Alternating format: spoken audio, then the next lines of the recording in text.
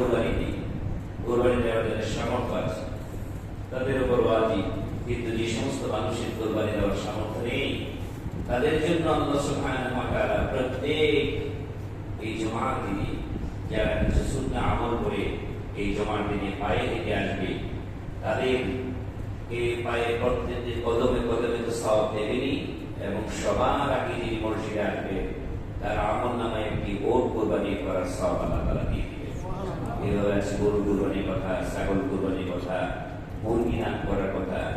এইভাবে করে জুমার দিনে গরিব মানুষের জন্য ফরজ ইবাদতের যে সওয়াব, নফল ইবাদতের মাধ্যমে আল্লাহ তাআলা এগুলি দিয়ে দিচ্ছেন। আমার ভাইয়েরা,